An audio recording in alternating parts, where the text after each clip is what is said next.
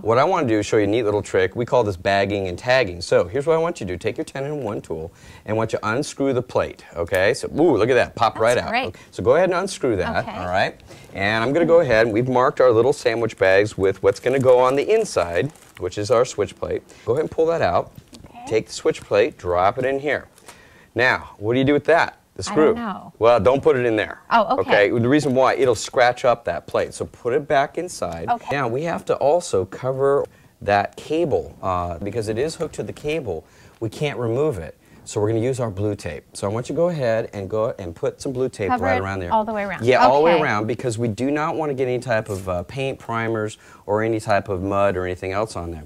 Now, while you're doing that, I want to point out something. Now, I know we just moved the furniture, and I know you're a good housekeeper, okay? But, oh my goodness, dust bunnies, okay? Oh, that's now, bad. it is bad because nothing will stick. Paint, faux finish, wallpaper, none of these things will stick. So we're going to use a technique I call wet sanding, and then we're also going to clean here. So I'm going to show you that next, where we'll actually now go ahead and remove any type of peaks and any type of dirt and grime because wall coverings are only as good as the surface you put it to.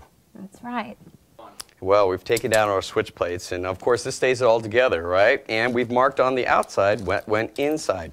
Now we've got our plates down, but we don't want to lose these, and we're going to put everything together. So we're going to take a big bag and mark the outside, the room we are disassembling, and then we'll go ahead and just drop it in like so. Now, zip that up, take a little of your blue tape, all right?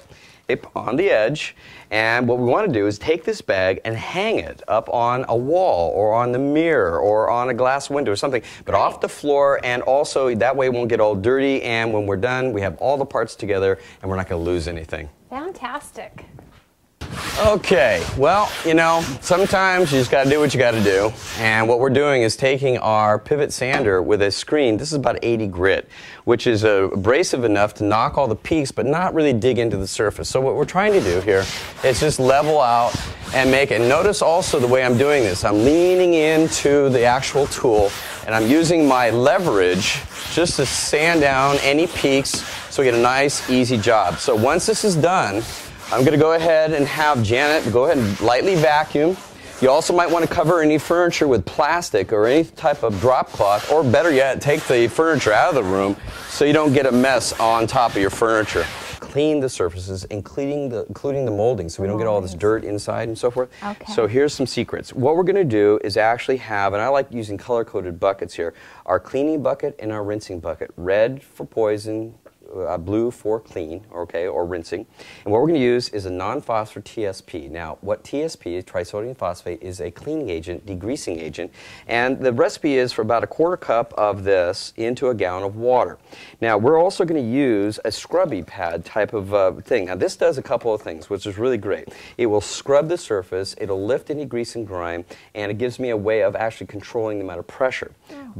But we don't want to just leave this on the surface, so we're going to use a rinsing agent, and what we're going to do is just use regular white vinegar and about a cup and splash some in there inside of our water. Now the idea here is we have phosphor and we've got to neutralize it with an acid, and this is going to astringe the surface like makeup. When you take off your makeup, Do you have to let it dry, or? actually, you know, you can just once you do this, okay, you just go right in and start rinsing right behind it, and automatically, you see, we're not going to cross-contaminate.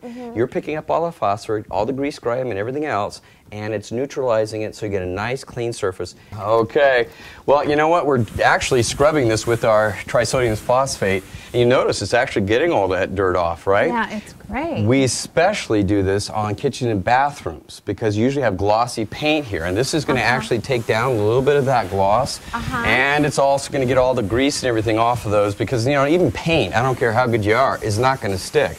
But definitely wall coverings when I have a nice clean surface. So you're rinsing with your vinegar, I am cleaning with my TSP, and together it's like salt and pepper. It makes everything taste a little better and easier to do. Perfect. All right, now, not too far. Okay, we're going to start our wallpapering. There's two things that we're going to do. One of them is this. We have to show you a major secret in wall covering. Now, I've used this one for many, many years, and it is the secret not only to painting, but definitely wallpapering, and that is this: caulking. Now, if you recall, when last time we did some painting around the house here, we caulked a lot so that it would fill in the gaps and everything between the baseboards. Right. This time we're going to use it for a completely different purpose. I'm using just a white acrylic caulking. You notice I'm just laying a nice little bead right along. Okay? And then we release it. I always wipe off the edge a little bit like that. But what this is going to do for us is do something extremely important, and that is this. When we're cutting along, and I'm going to wipe this right now so it's nice and smooth. When we're cutting along now, instead of us cutting into the plaster, sheetrock, woodwork, or anything else, now the blade is going to go right into this white acrylic caulking. Now, that acts like a shock absorber. Now, these dull very, very quickly if I'm cutting into the rock or the wood. But by putting the caulking, it kind of guides it. Yeah, and not only that, but acts like a shock absorber. That's So it doesn't dull the blade, because these dulls really quickly. And we can always snap the blade and also keep cutting. But this is going to give us a nice clean edge, and it's a real secret on the best way. Yeah. So we're going to let that dry. We do this always about a day ahead, and we're going to go around the inside, outside, around windows, everything, everywhere that this knife is going to come in contact to trim or cut. Okay. We're going to do that, and that is going to save us so much time, and the job we're going to get is absolutely going to be exquisite. Oh, so excited.